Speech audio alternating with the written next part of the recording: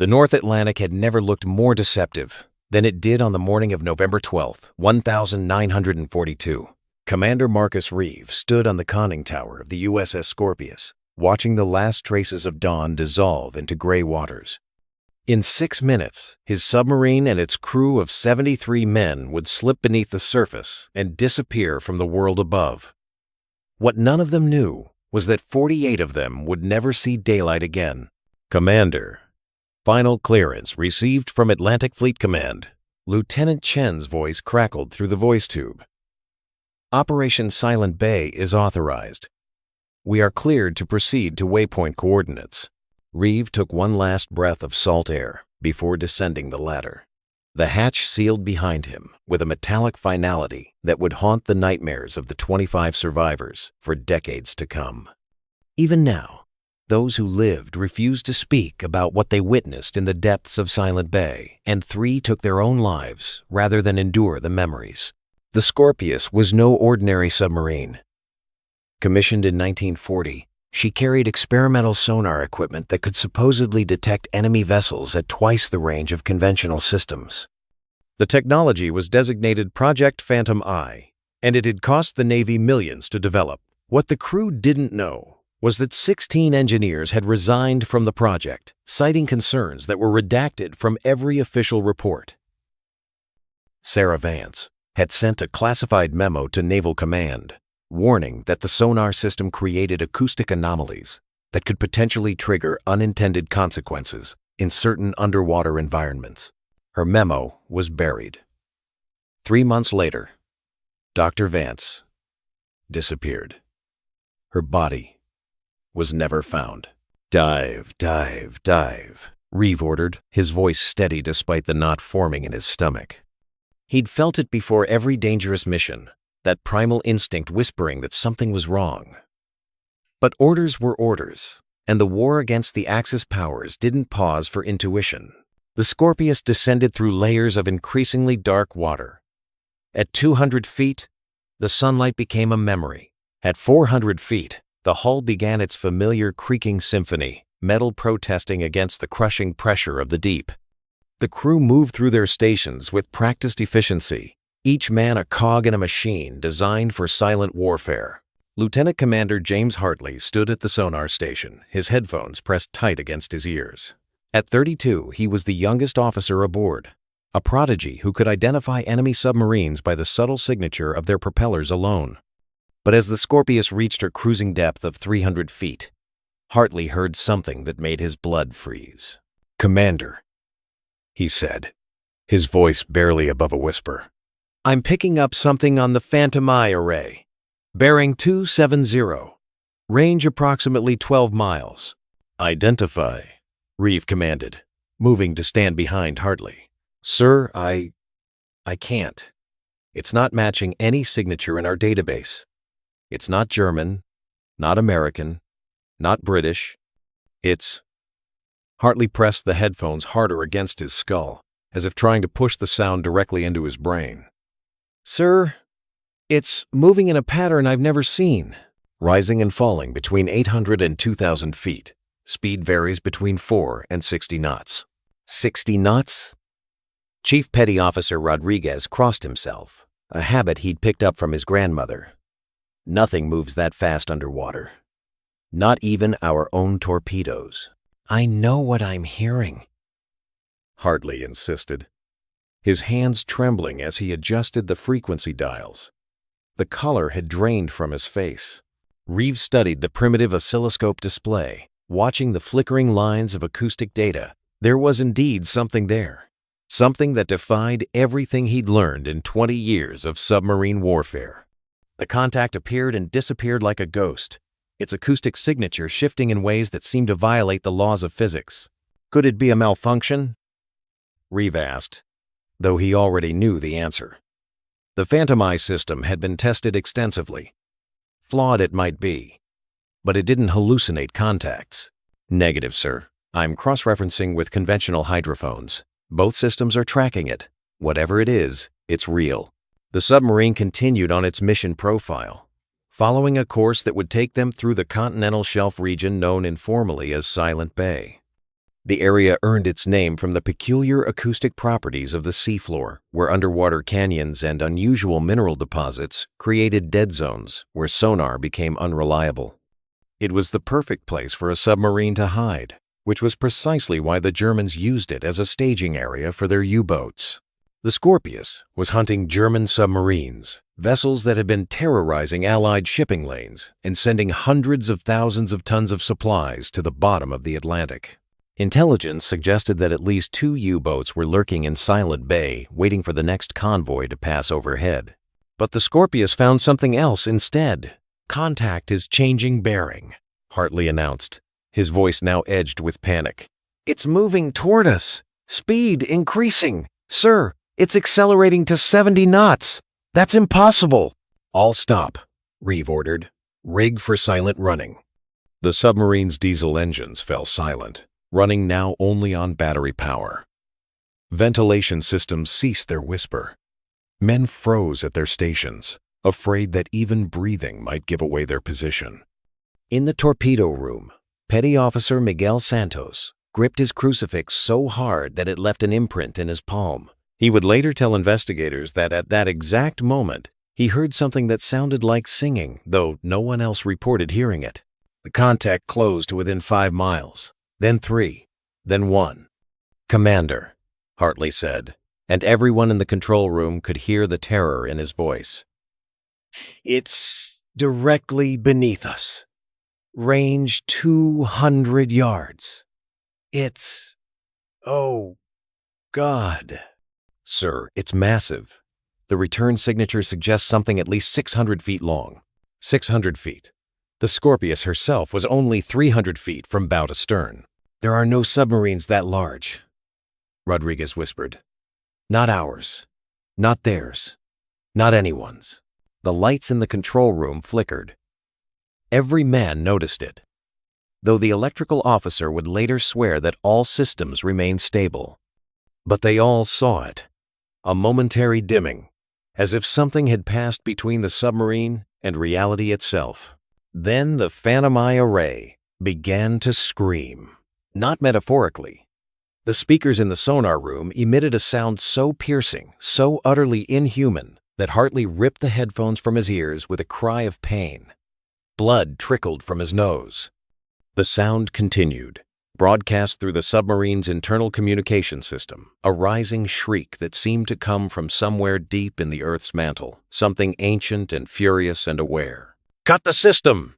Reeve shouted. "Kill the Phantom Eye!" Lieutenant Chen's hands flew across the controls, but the switches didn't respond. The Phantom Eye array had taken on a life of its own, its experimental circuitry now channeling something that its designers had never anticipated. The shrieking intensified, and men throughout the submarine dropped to their knees, hands clamped over their ears. Then, as suddenly as it began, the sound stopped. The silence that followed was absolute.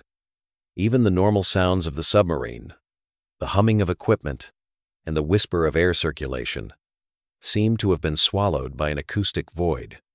Commander Reeves' ears were ringing, but beneath that he heard something else, the rapid, terrified breathing of his crew. "Status report," he managed, though his own voice sounded distant and strange. "Sir," Chen said, staring at his instruments with an expression of complete bewilderment. "The contact is gone. All systems show clear. It's as if it was never there." But they all knew better. They had all heard it. They had all felt the submarine shudder, as something impossibly large passed beneath them. "Commander," a voice called from the rear of the control room. It was Ensign Davis, barely 22 years old, fresh from the Naval Academy. He was pointing at the depth gauge with a shaking hand. "Sir, we're descending. We're at 400 feet. 450. 500. "Blow ballast," Reeve commanded. "Emergency surface." The submarine's compressed air system roared to life, forcing water from the ballast tanks. But the Scorpius continued to sink. 550 feet. 600. The hull groaned under pressure it was never designed to withstand. "Ballast system is responding, but we're not slowing down," the diving officer reported, his voice cracking. It's as if something is pulling us down. At 640 feet, the descent finally stopped. The Scorpius hung suspended in the darkness, far deeper than her rated test depth. By all rights, the hull should have imploded, killing everyone aboard instantly. But somehow, impossibly, the submarine held together. "I don't understand," Chen whispered. "The pressure at this depth should have killed us. Why are we still alive?" No one had an answer. Outside the hull, in the absolute darkness of the deep ocean, something moved. The men couldn't see it, but they could feel it. A presence vast and patient, circling them like a shark around wounded prey. Commander Marcus Reeve looked at the faces of his crew, saw the terror in their eyes, and made a decision that would later be questioned by every court of inquiry. He reached for the intercom and spoke words that should have been impossible. "This is the commander. We are currently at a depth that should not be survivable. Something is out there with us. Something that I cannot explain. I need every man to remain calm and trust that we will find a way out of this." He paused, then added the words that would haunt him forever. "God help us all." In the sonar room, Lieutenant Hartley sat with his head in his hands, blood still trickling from his nose. The phantom eye displays had gone dark, but in the reflection of the blank screen, he could have sworn he saw something moving, something with eyes. The first man died 20 minutes later. Seaman First Class Patrick O'Brien died screaming. He had been in the aft torpedo room, checking the seals on the Mark 14 torpedoes, when the other men heard him cry out. By the time Chief Rodriguez reached him, O'Brien was on the deck, convulsing violently, his eyes rolled back so far that only the whites showed. Blood poured from his ears and nose in thick rivulets that pooled on the steel floor. "Corpsman!" Rodriguez shouted, cradling O'Brien's head. "We need a corpsman now!" Petty Officer Bernard Klein arrived within seconds, his medical bag already open. But there was nothing he could do. O'Brien's body arched one final time, his mouth opening in a silent scream. And then he went still. Klein checked for a pulse, pressed his ear to O'Brien's chest, then slowly shook his head. "He's gone, Chief. I've never seen anything like this." It's as if every blood vessel in his head just ruptured simultaneously. Rodriguez made the sign of the cross over O'Brien's body. Around them, the other torpedomen stood frozen, their faces pale with shock. They had seen men die before this was war, after all, but not like this. Not from the inside out. Commander Reeve arrived moments later, his face grim. He knelt beside O'Brien's corpse, studying the blood that had flowed from every orifice. The young sailor's eyes were still open, staring at something beyond the bulkhead, beyond the ocean, perhaps beyond death itself. "Cover him," Reeve said quietly. "Klein, I need a full report on what could have caused this. Chen, check the atmosphere analyzers. I want to know if we have a carbon monoxide leak or any other contaminant." But even as he gave the orders, Reeve knew this was no mechanical failure. The timing was too precise, too connected to what they had encountered. O'Brien had died exactly 20 minutes after the Phantom Eye had screamed. Exactly 20 minutes after that thing in the deep had released them from its pull. In the control room, Lieutenant Hartley sat motionless at his station, the headphones resting around his neck. He hadn't moved since the incident, hadn't spoken except to confirm that all contacts had vanished from the sonar display. His hands trembled as he stared at the dark screens before him. "Hartley," Reeve said, placing a hand on the young officer's shoulder, "I need you focused. Can you man your station?" "Sir, I." Hartley's voice was barely a whisper. "When that sound came through the Phantom Eye, I heard something. Words. Or not words exactly, but communication. Something was trying to speak to us." "What did it say?" Hartley turned to look at his commander, and Reeve saw that the young officer's eyes were bloodshot, the pupils dilated to the point where only a thin ring of iris remained visible. "It said we shouldn't have come here. That this place belongs to them. That we've disturbed something that has slept for 1,000 years. "Them?" Reeve asked. "Who is them?" "I don't know, sir." But they're still out there. I can feel them, even without the sonar. They're watching us. A chill ran down Reeves' spine. He wanted to dismiss Hartley's words as the ravings of a man in shock, but he couldn't. Because he felt it too, that sensation of being observed, of being utterly exposed despite being encased in steel and surrounded by millions of tons of seawater. "Sir," Lieutenant Chen called from the navigation station, "we have a problem. A big one."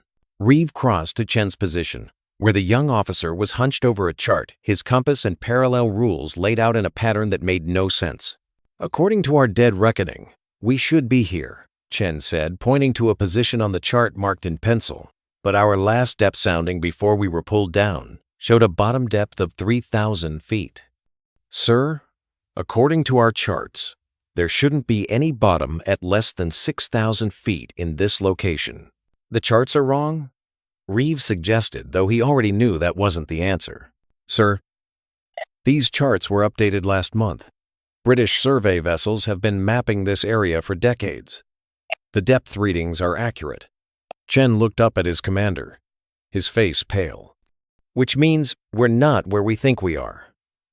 Somehow, in the span of 30 minutes, we've moved over 50 miles from our last known position. And that's impossible. We've been sitting still." Rodriguez entered the control room, his expression troubled. "Commander, we've secured O'Brien's body, but the men are spooked. They're saying the submarine is cursed, that we've sailed into the devil's territory. I've got 3 men in the crew quarters praying the rosary, and Seaman Phillips swears he saw O'Brien's ghost walking through the forward battery compartment." "That's enough, Chief," Reeves snapped, then softened his tone. "I understand the men are frightened. So am I. But we need discipline now more than ever. Anyone who spreads panic will be placed in confinement. Is that clear?" "Yes, sir. But Commander," Rodriguez hesitated. "With respect, sir, I served on destroyers in the Pacific before transferring to submarines. I've seen men die in combat, seen ships torn apart by Japanese torpedoes. But I've never felt fear like what's running through this boat right now. Whatever's out there, it's not German. It's not human at all." Before Reeve could respond, the lights flickered again. This time, they didn't come back on immediately. For 5 seconds that felt like an eternity, the control room was plunged into absolute darkness. Men gasped. Some cried out. Then the emergency lighting kicked in, bathing everything in a hellish red glow. "Electrical failure in the main lighting circuit," the engineering officer reported over the intercom. "Investigating now, sir." But it wasn't a failure. Everyone in that control room knew it. Something was playing with them, demonstrating its power, showing them how vulnerable they truly were.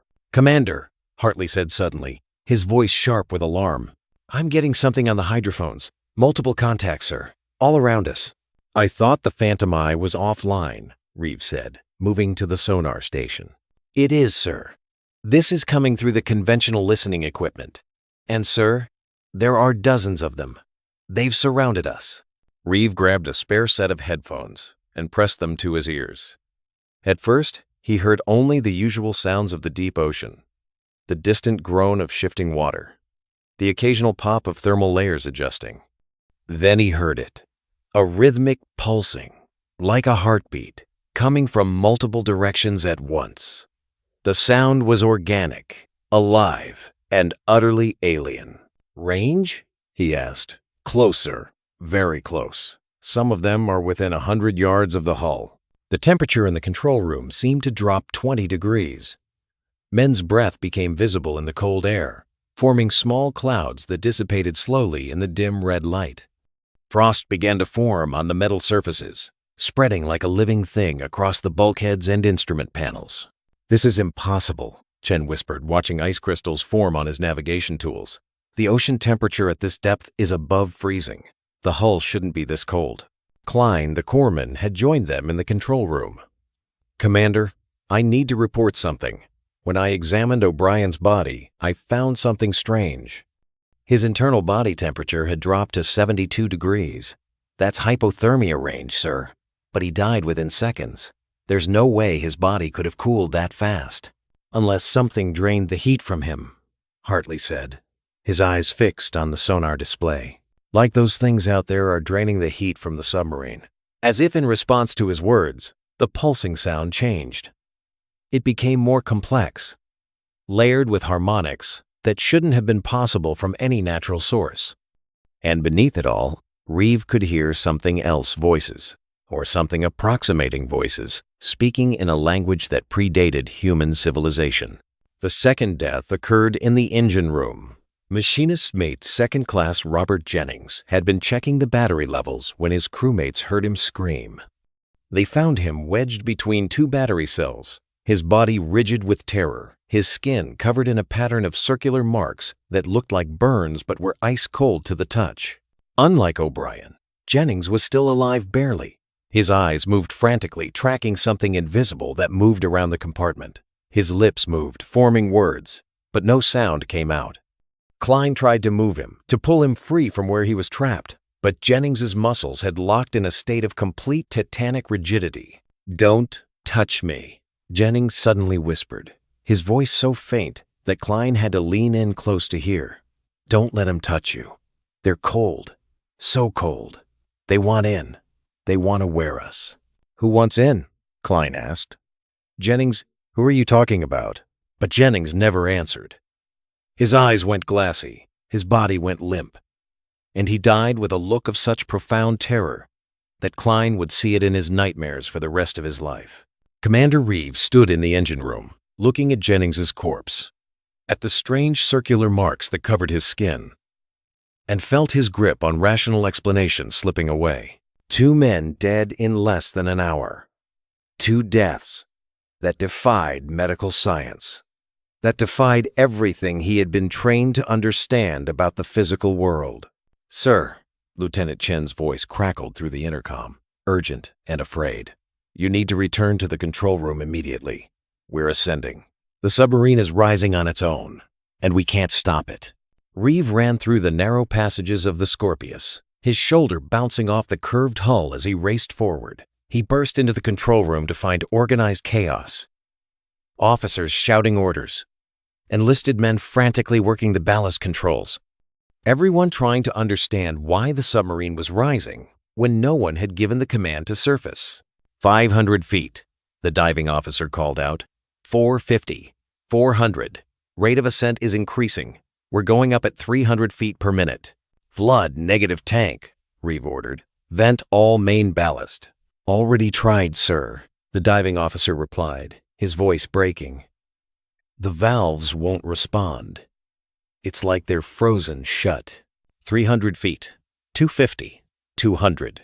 The Scorpius shot toward the surface like a cork released from the bottom of a pool. Men grabbed onto anything they could find as the deck tilted at a severe angle. Unsecured equipment crashed to the floor. In the galley, pots and pans flew from their racks. 100 feet. "Brace for surface!" Reeve shouted. The submarine broke through the surface of the Atlantic with tremendous force, launching halfway out of the water before crashing back down. The impact threw men against bulkheads, opened gashes on foreheads, sent the carefully organized control room into disarray. For a moment there was stunned silence. Then men began picking themselves up, checking for injuries, trying to understand what had just happened. "All stations, report damage," Reeve commanded, his voice steady despite the chaos. Reports came in, minor injuries, some equipment damage, but overall the Scorpius was intact. Incredibly, impossibly intact. "Sir," Hartley said, his voice quiet in the aftermath. "The contacts are gone. All of them. Whatever was surrounding us down there, they let us go." Reeve climbed the ladder to the conning tower, throwing open the hatch.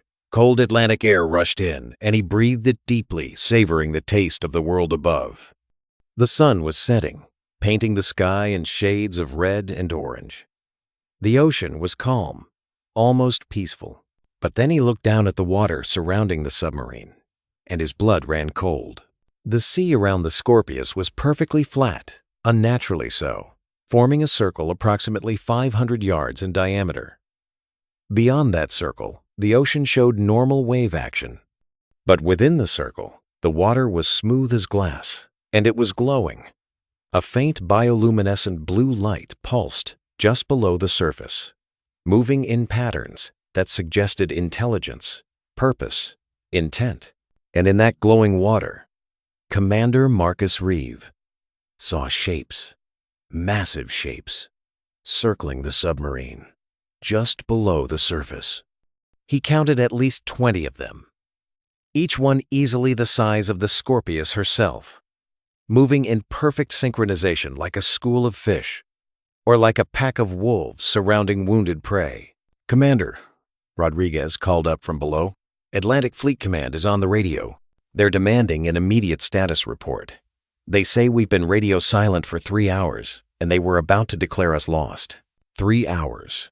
They had been underwater for 3 hours. But to the crew of the Scorpius, it had felt like 30 minutes at most. Time itself had become elastic down there in Silent Bay, stretched and compressed by forces beyond human comprehension. Reeve continued to watch the shapes circling in the glowing water. They showed no aggression, made no move to attack. They were simply there, watching, waiting, perhaps wondering what these strange metal fish were doing in their domain. Then, as the last light of day faded from the sky, the shapes began to descend. The glow faded. The circle of flat water returned to normal. Within minutes, there was no evidence that anything unusual had occurred, except for 2 dead men lying in the bowels of the submarine, and a crew that had been forever changed by what they had witnessed. "Acknowledge Atlantic Fleet Command," Reeve said, his voice hollow. "Inform them we are returning to port." "And Chen?" "Yes, sir. Plot a course that takes us anywhere but back over Silent Bay." As the Scorpius's diesel engines roared to life and the submarine began its journey home, no one noticed the small detail that would later become the subject of intense investigation. The submarine's chronometers had all stopped during their time in the deep, frozen at exactly 8:47 the moment they had descended beneath the waves. And in the crew quarters, men began to report strange dreams. Dreams of cities that existed before humanity, of beings that swam in oceans older than the continents, of a war fought in the depths that had ended with a treaty that humans had just violated. The third death would occur before they reached port. But that death would be different. That death would not be caused by the things in Silent Bay. That death would be murder. The Scorpius had been traveling on the surface for 18 hours when Lieutenant Hartley killed Ensign Davis. No one saw it happen. Davis had been in the forward torpedo room, running diagnostics on the Mark 14 torpedoes, working alone in the dim light. When his scheduled check-in never came, Chief Rodriguez went to find him. What he discovered made even the hardened veteran turn away and vomit. Davis lay sprawled across a torpedo, his throat cut so deeply that his head was nearly severed. But it wasn't the wound that made Rodriguez sick, it was the pattern. Someone had carved symbols into Davis's chest, complex geometric shapes that seemed to writhe and shift in the flickering emergency lighting. And written on the bulkhead above the body, in Davis's own blood, were words in a language that shouldn't exist. Words that hurt to look at, that made the eyes water and the mind recoil. "Lock down the boat," Commander Reeve ordered when he saw the scene. "No one moves between compartments without an escort. Chen, I want every man accounted for. Rodriguez, find Lieutenant Hartley, now." They found Hartley in the sonar room, sitting at his station, his hands covered in blood. He was humming softly to himself, a melody that no one recognized, a tune that seemed to come from somewhere deep and ancient, from a time before music, as humans understood it. "Lieutenant Hartley," Reeve said carefully, his hand resting on his sidearm. "I need you to come with me." Hartley turned to face his commander, and Reeve saw that the young officer's eyes had changed.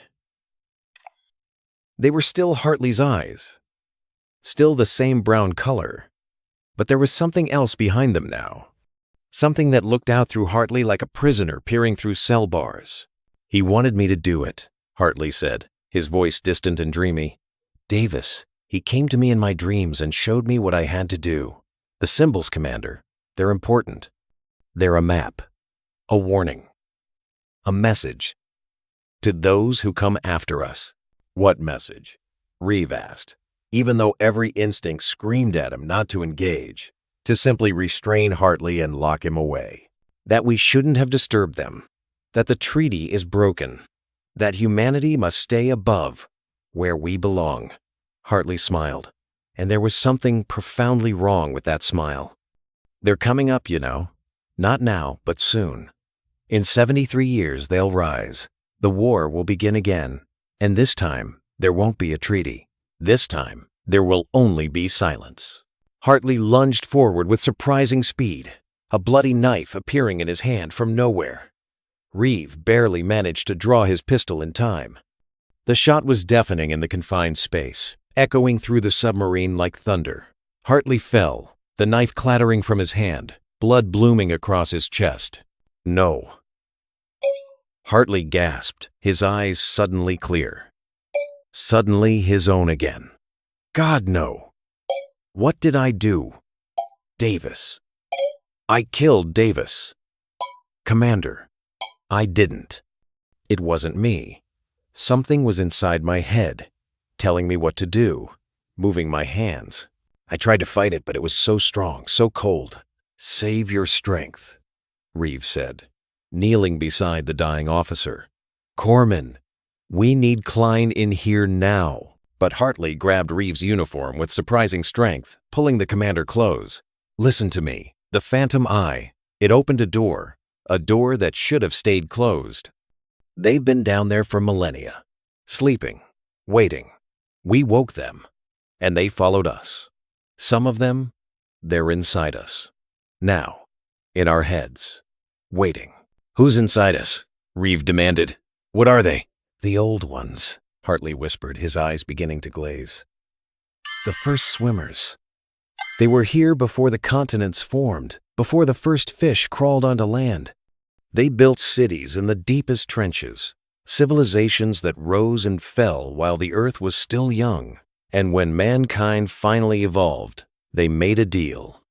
They would stay in the deep places, and we would stay in the shallow waters and on the land. Silent Bay is sacred to them. It's where they sleep, where their dead are entombed. And we brought our machines and our noise into their temple. Hartley coughed, blood flecking his lips. The crew. Commander, check the crew. Not everyone who came up from the deep is still human. Some of them are wearing us now. Lieutenant Hartley died with his eyes open, staring at something above and beyond Commander Reeve. Something that made him smile just before the light left his eyes. Klein arrived moments too late. He looked at Hartley's body, then at Davis's corpse, still lying in the torpedo room, and his face went pale. Commander, we need to quarantine the crew. If what Hartley said is true, it's not true.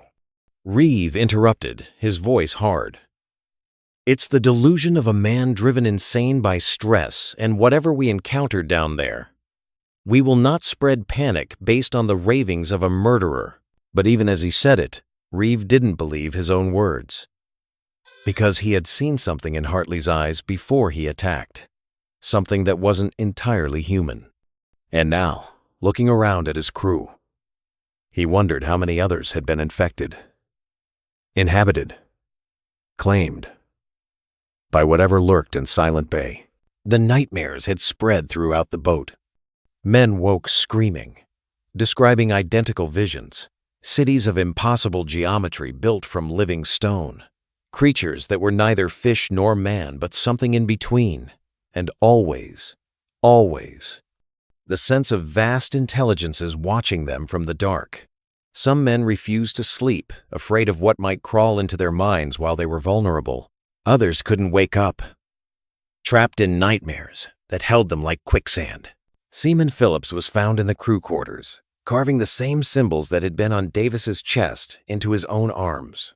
When Rodriguez tried to stop him, Phillips attacked with inhuman strength, taking 3 men to restrain him. He was placed in confinement, but through the night, the crew could hear him speaking in that ancient language, his voice sometimes his own, sometimes layered with others, dozens of voices speaking in unison through a single human throat. The submarine's radio began picking up strange signals. At first, they were dismissed as atmospheric interference or enemy transmissions. But the patterns were wrong. The frequencies shifted in ways that conventional radio equipment couldn't produce. And when Petty Officer Ramirez, the radio operator, ran the signals through a frequency analyzer, he discovered something impossible. The signals were mathematical equations, complex formulas that described hydrodynamics and acoustic propagation at depths that no human had ever reached. "Someone's transmitting from the ocean floor," Ramirez reported to Commander Reeve. "Or something.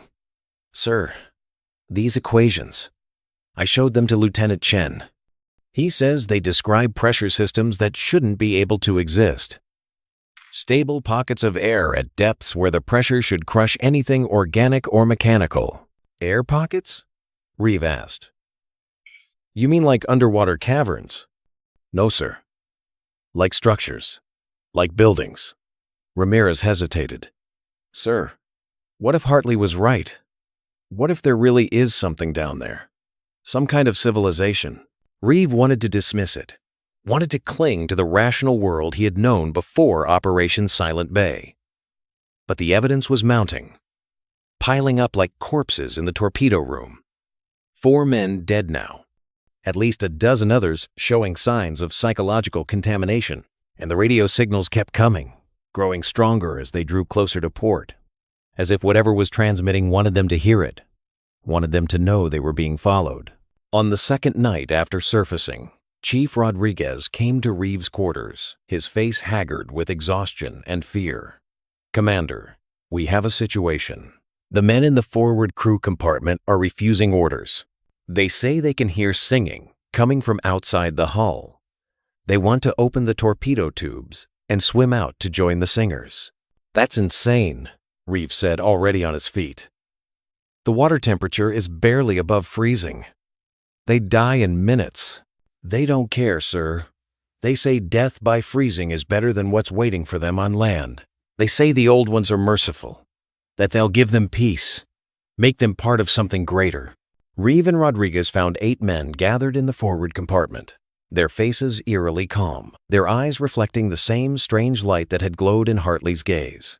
They stood before the closed torpedo tubes, like supplicants before an altar, their hands pressed against the cold metal. "Step away from the tubes," Reeve ordered, his hand on his pistol. "That's a direct command." The men turned to look at him, and Reeve saw that they were smiling, all of them wearing identical expressions of blissful serenity that was more terrifying than any expression of rage could have been. "You don't understand, Commander," said Seaman Martinez, his voice dreamy and distant. "We've been chosen. We've been blessed. The old ones have shown us such wonders in our dreams. Cities of coral and pearl, forests of kelp that sing with the currents, civilizations that have existed for millions of years beneath the waves. We don't belong up here in the harsh light and thin air. We belong below, where the pressure holds you like a loving embrace, where the darkness is warm and welcoming." "You're not in your right mind," Reeve said. "Whatever you encountered in Silent Bay has affected your judgment. We're 2 days from port. Once we're there, we'll get you medical help." "Medical help?" Martinez laughed, and the sound was hollow, echoing strangely in the confined space. "You think this is an illness? Commander, this is evolution. This is transcendence. We're becoming something better, something that can survive in places where no human should exist. The old ones are offering us a gift, the gift of joining them, of becoming part of their eternal song." One of the other men, Petty Officer Jackson, began to reach for the torpedo tube release lever. Reeve drew his pistol. "Jackson, stop. I will shoot you if I have to." "Then shoot," Jackson said simply. "A bullet is faster than drowning. Either way, I'll be in the water soon enough. The old ones are patient. They'll wait for our bodies to sink. They'll wait to claim what's theirs." Rodriguez moved with the speed of a man half his age, tackling Jackson before he could reach the lever. The other contaminated men lunged forward, but Reeve and the security detail he'd brought were ready. In the chaos that followed, 2 more men were wounded, one critically, but the torpedo tubes remained sealed. The 8 men were placed in confinement, separated from each other and from the rest of the crew. But through the night, the uncontaminated crew members reported hearing them singing in their cells, singing in harmony with voices that seemed to come from outside the hull, from the depths below, from Silent Bay itself, even though they were now hundreds of miles away. Commander Reeves stood in the control room, looking at the chart showing their position. They were 96 hours from port at their current speed. 96 hours of watching his crew slowly succumb to whatever had infected them in the deep. He had started with 73 men. Now 4 were dead, 8 were confined and possibly insane, and at least 20 others were showing early symptoms, the nightmares, the strange symbols appearing in their personal effects, the distant look in their eyes when they thought no one was watching. "Sir," Lieutenant Chen said quietly, "I need to show you something. It's about our position." Chen led Reeve to the navigation station, where he had laid out several charts and a notebook filled with calculations. "I've been tracking our progress, sir, and there's a problem. We should have covered 400 miles since we surfaced, but according to my celestial navigation readings, we've only traveled 250 miles. It's as if something is slowing us down or pulling us back." "That's impossible," Reeve said, but the word had lost all meaning. Nothing was impossible anymore. "There's more, sir. I've been analyzing the radio signals that Ramirez has been receiving. The transmission points are moving, following us. Sir, whatever is sending those signals is pacing us, staying directly beneath the submarine at all times. It's been with us since we left Silent Bay." Reeve looked at the depth finder. They were currently traveling over water that was over 12,000 feet deep. Nothing could survive at that depth. Nothing human, at least. "How many of us are left?" Reeve asked quietly. "How many of the crew are still uncontaminated?" Chen pulled out a roster, names crossed off in red ink. 42 men I can vouch for, sir. The others?" He shrugged helplessly. "I don't know. They seem normal most of the time, but I've caught them whispering to themselves when they think no one is listening. And the things they whisper, Commander, they're not speaking English. They're not speaking any human language." A decision formed in Reeves' mind, a terrible decision that would haunt him for the rest of his life. "Chen, I need you to identify every man who shows signs of contamination. Everyone who's had the nightmares. Everyone who's been acting strangely. Can you do that?" "Yes, sir. But Commander, what are you planning?" Reeve didn't answer. Instead, he called for Chief Rodriguez and Corpsman Klein to meet him in his quarters. When they arrived, he locked the door and spoke in a voice barely above a whisper. "We can't let the contaminated men reach port," he said. "If whatever infected them spreads to the civilian population, to other Navy personnel, we could be looking at a catastrophic outbreak of whatever this is. Mass hysteria, at best. Complete mental breakdown of military readiness at worst."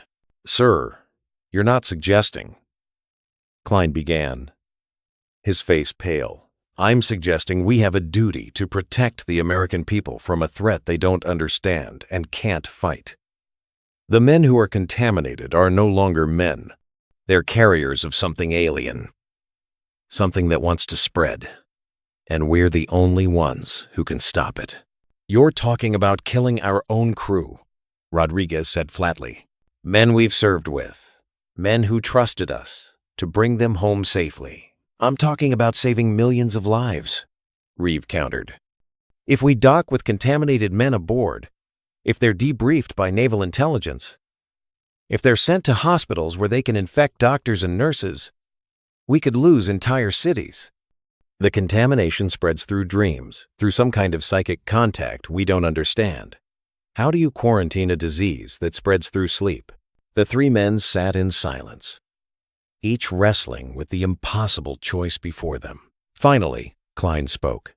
"There might be another way, Commander. What if we don't kill them? What if we simply leave them behind?" "Explain," Reeve said. "We convinced them we're taking them to a special medical facility. We put them in a lifeboat and set them adrift with enough supplies to survive for a few days. We radio their position to the Coast Guard once we're safely in port. The contaminated men are recovered and can be quarantined properly, studied by experts who might actually understand what's happening to them. And if the Coast Guard gets infected?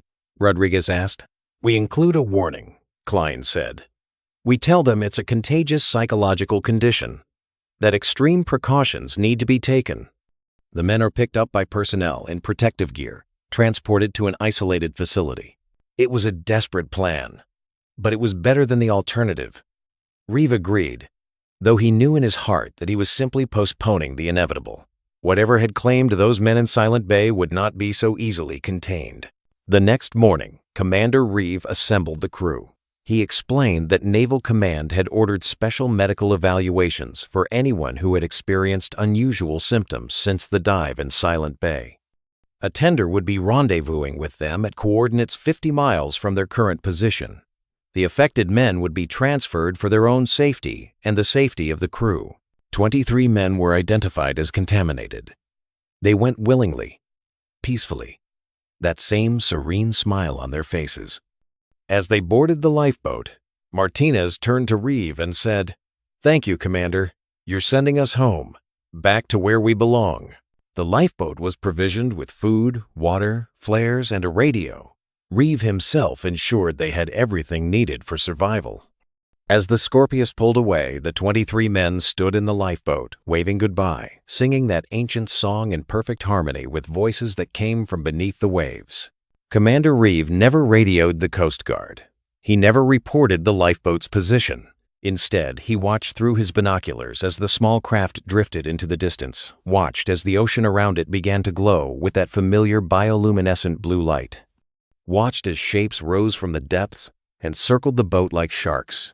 And then, in a moment that would replay in his nightmares forever, he watched as the 23 men stood as one and stepped over the side of the lifeboat, disappearing into the glowing water without a struggle, without fear, like children returning to the arms of loving parents. The ocean swallowed them, and they were gone. The Scorpius continued toward port, carrying 50 survivors and the bodies of 4 dead men. In Commander Reeve's safe were files that would never be opened, reports that would never be filed, the truth about Operation Silent Bay that would never be told. But as the lights of the naval base appeared on the horizon, Reeve stood on the conning tower and looked back toward Silent Bay, toward the place where everything had gone wrong. And in his mind, he heard Martinez's final words. In 73 years, they'll rise. 1,942 plus 73 years, 2015. What would happen then? What would rise from Silent Bay when the treaty expired, when the time of waiting was over? Commander Marcus Reeve would die without knowing the answer, but the survivors would pass the date to their children, who would pass it to theirs, and when 2015 came, some would be watching the oceans, waiting for the song to begin again. The USS Scorpius returned to Naval Station Norfolk on November 18, 1942, 6 days after she had departed on Operation Silent Bay. The submarine limped into port with battle damage that couldn't be explained, carrying 50 survivors who couldn't speak about what they'd witnessed, and 4 body bags containing men who had died from causes no doctor could identify. Commander Marcus Reeve was met on the dock by 3 men in dark suits who didn't bother to introduce themselves. They escorted him directly to a secured room in the base headquarters, where he spent the next 72 hours being interrogated about events that, officially, never happened. Commander Reeve, the lead interrogator said, a man with cold gray eyes and a face that looked like it had never smiled. According to your patrol log, the Scorpius experienced mechanical difficulties that forced you to surface prematurely. 4 men died in an accidental explosion in the forward torpedo room. Is that correct? No, Reeve said firmly. That's not what happened. We encountered something in Silent Bay, something That's not what your patrol log says, Commander. I have it right here. The interrogator slid a leather-bound logbook across the table. Your own handwriting. 4 men killed in an accidental explosion.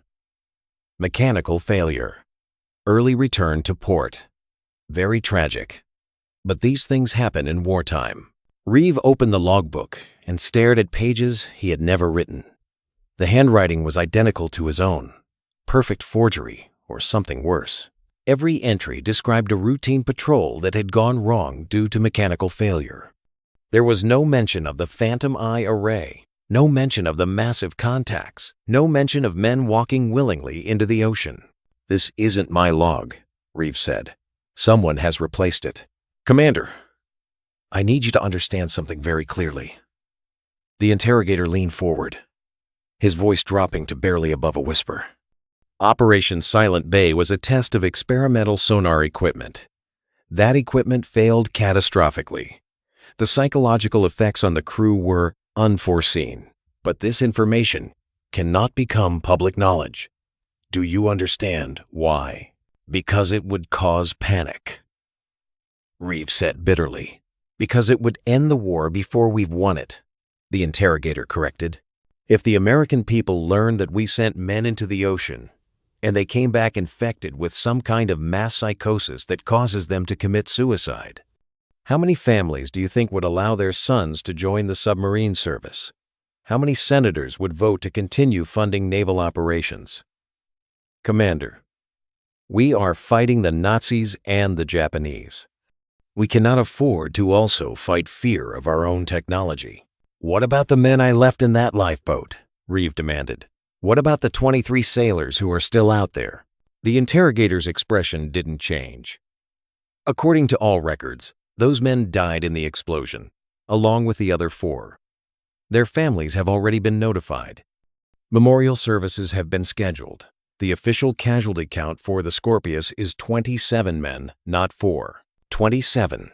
They had simply erased 23 lives from existence, turned living men into ghosts, all to maintain the fiction that nothing unusual had occurred. The survivors, Reeve said. My crew. They know the truth. They'll talk. They'll remain under observation at the Naval Hospital for the next 6 months, the interrogator said. They'll receive treatment for trauma and exposure to carbon monoxide poisoning, which caused hallucinations and erratic behavior. By the time they're released, their memories of the event will be unclear. The human mind is remarkably malleable, Commander. Given the right encouragement, people can be convinced that what they remember never really happened. You're going to brainwash them, Reeve said, his voice hollow. We're going to help them forget something that would destroy them if they continued to remember. Most of them will be grateful in time, the ones who aren't. The interrogator shrugged. Well, wartime service can be difficult. Some men never fully recover. Commander Reeve was confined to base for 8 months. During that time, he watched as his crew was systematically broken down and rebuilt. Some responded well to the treatment, emerging with perfectly ordinary explanations for what had happened. Others weren't so fortunate.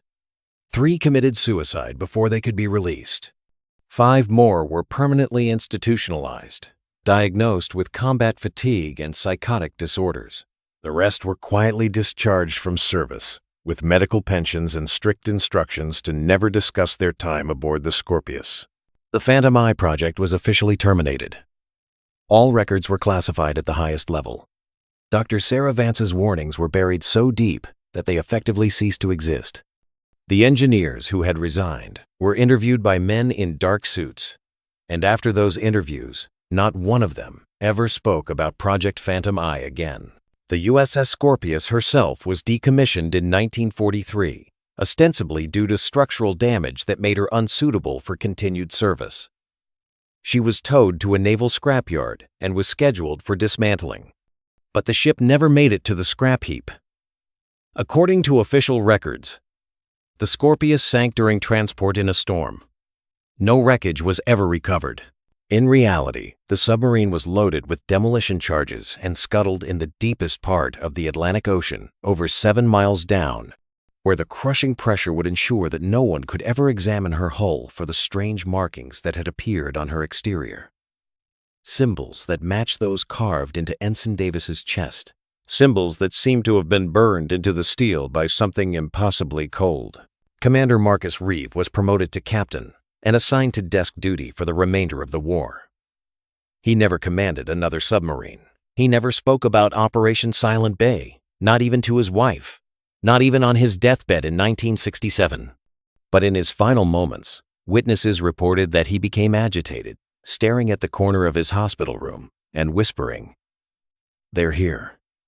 They kept their promise. They're coming up." He died 3 hours later.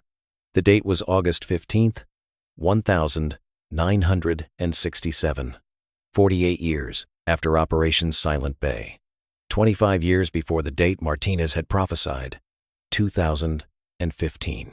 Of the 50 survivors of the Scorpius, 32 died before 1970. The causes were varied: heart attacks, car accidents, drowning, suicide. But all of them died on the same date, November 12th, the anniversary of their descent into Silent Bay. Every single one. The remaining 18 survivors lived longer, but not happily. They formed an informal support group, meeting once a year on November 11th, the day before the anniversary, as if gathering together could protect them from whatever waited in their dreams. They called themselves the Silent Bay Society, and they kept meticulous records of everything they could remember about that day in 1942.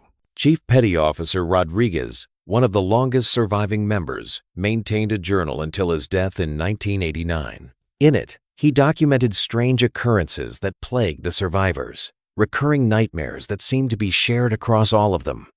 Simultaneous dreams, where they walked through underwater cities and heard the song of the old ones. Several survivors reported seeing men they'd left in the lifeboat, glimpsing them in crowds or passing on streets, though these men never aged, never spoke, only watched with those serene smiles before vanishing into thin air. Rodriguez's final journal entry, written the night before he died, read, "I saw Martinez today, standing on the pier near where the Scorpius used to dock. He looked exactly as he did in 1942, not a day older. He waved to me and pointed to his watch. Then he pointed down, toward the water. I understand now. The counting is almost over. They've been patient, waiting for the treaty to expire. But soon, they'll come for what we owe them. Soon, the ocean will remember." Rodriguez died in his sleep that night. The coroner noted that his body temperature at time of death was 68 degrees, far too cold for someone who had died in a heated room. And on his chest, burned into the skin as if by extreme cold, were those same symbols that had appeared on Davis, on the hull of the Scorpius, in the nightmares of all the survivors. By 2014, only 3 survivors remained alive. Lieutenant Chen, now 94 years old, Corpsman Klein, 92, and Petty Officer Santos, 90. They maintained contact with each other, making weekly phone calls to confirm that all 3 were still alive, still holding back whatever darkness waited for them. On November 12, 2014, exactly 72 years after Operation Silent Bay, Klein received a call from Chen's granddaughter. Chen had disappeared from his nursing home during the night. Security footage showed him walking out of the facility at 3:47 a.m., still in his pajamas, heading west, toward the ocean. His body was found 3 days later on a beach in Virginia, less than 50 miles from where the Scorpius had docked in 1942. He was lying on the sand with that same serene smile, his body temperature 49 degrees despite having been dead for less than an hour. The tide was coming in, and if he'd been found any later, the ocean would have claimed him. Santos died 2 weeks later, also found on a beach, also with that impossible smile and that deathly cold. Klein, the last survivor, locked himself in his home and refused to go near any body of water. He hired nurses to stay with him 24 hours a day, instructed his family to keep him away from bathtubs, pools, even glasses of water. He was terrified, but he was determined to survive past the prophecy date, to prove that Martinez had been wrong. On August 15th, 2015, exactly 73 years after Martinez had prophesied, Bernard Klein died. But his death was different from the others. He didn't walk into the ocean. He didn't even leave his bed. He simply stopped breathing, peacefully, in his sleep. And when his body was examined, there were no strange marks, no impossible cold, nothing to suggest anything unusual. Martinez had been wrong. The old ones hadn't risen. The treaty, if there ever was a treaty, hadn't expired. Operation Silent Bay remained nothing more than a classified failure, a footnote in naval history that few knew existed and fewer cared about. But Klein's death came with one final mystery. In his hand, clutched so tightly that his fingers had to be pried open, was a piece of paper. On it, written in handwriting that matched Martinez's records from 1942, were 7 words. Not yet. The children must grow first. The children. What children? The grandchildren of the survivors? The descendants of the men who had walked into the ocean? Or something else entirely, the offspring of whatever had infected the crew in Silent Bay, seeds planted in human minds that would germinate over decades, waiting for the right moment to bloom. The paper was sent to Naval Intelligence, where it was filed away with all the other documents related to Operation Silent Bay. The file was marked closed, no further action required, and locked in a vault that few people could access. But if anyone had checked the oceanographic data from November 2015, they would have noticed something interesting. Seismographs around the Atlantic Ocean recorded unusual vibrations throughout that month. Low-frequency pulses that didn't match any known geological activity. Marine biologists reported strange behavior in deep-sea fish, mass migrations away from certain trenches and undersea canyons. Commercial fishing vessels began avoiding certain areas, reporting equipment malfunctions and compass anomalies that made navigation difficult. And on November 12, 2015, a research submarine conducting a survey of the Mid-Atlantic Ridge captured something on video at a depth of 8,000 feet.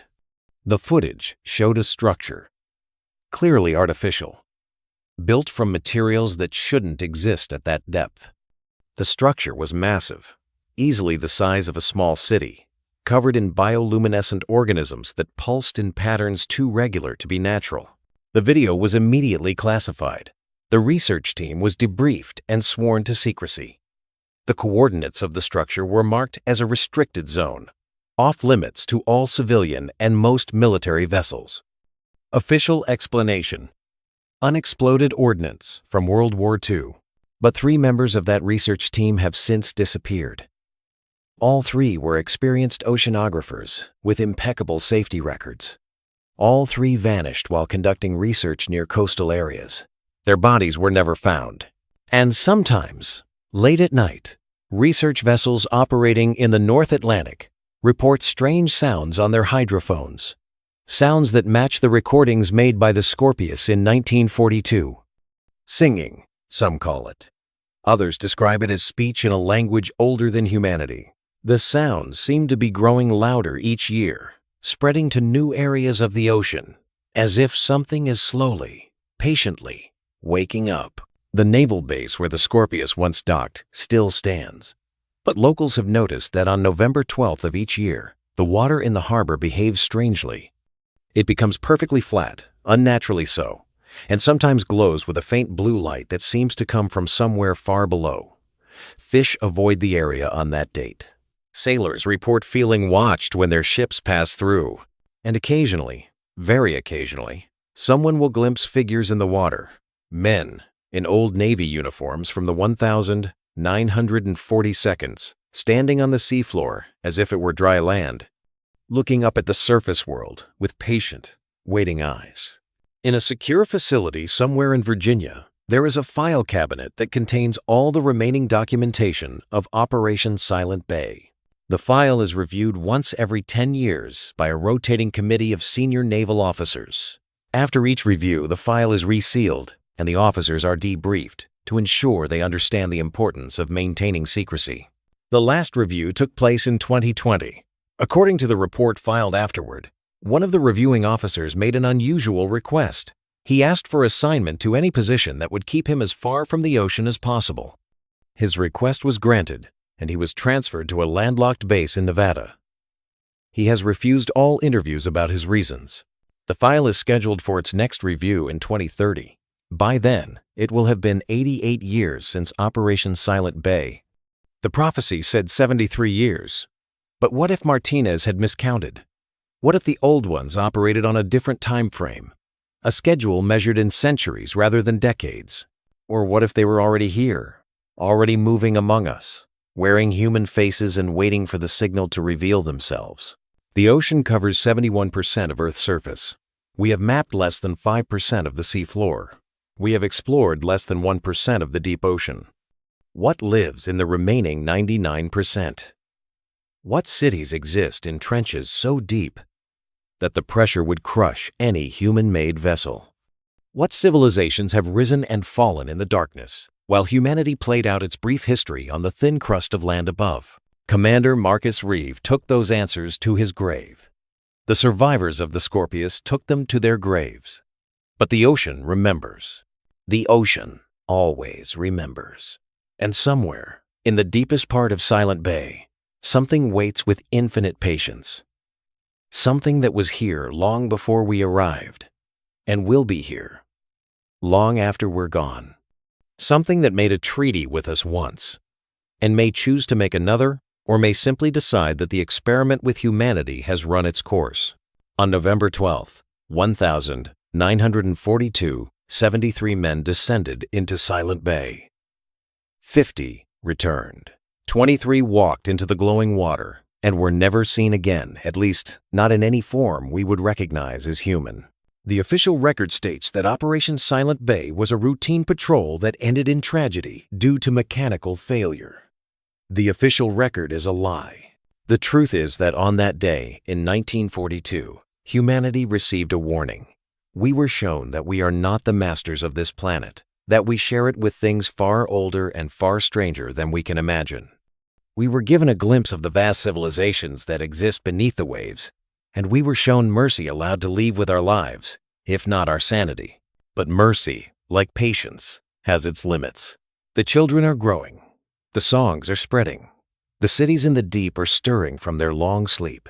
And when they finally rise, when the treaty truly expires and the old ones reclaim the world that was always theirs, humanity will understand what Commander Marcus Reeve understood in his final moments. We were never alone in the ocean. We were only ever trespassing. The Scorpius may be gone, lost to the crushing depths where she was scuttled to hide the evidence. The crew may all be dead, taking their memories to graves marked with lies. But Silent Bay remains, unchanged and unchanging, waiting in the dark. And if you listen carefully on quiet nights near the ocean, if you press your ear to the sand and close your eyes, you might hear it. The song that never ends, the hymn of the deep, the voice of something vast and ancient calling to the water in our blood, reminding us that we all came from the sea once. And the sea always calls its children home.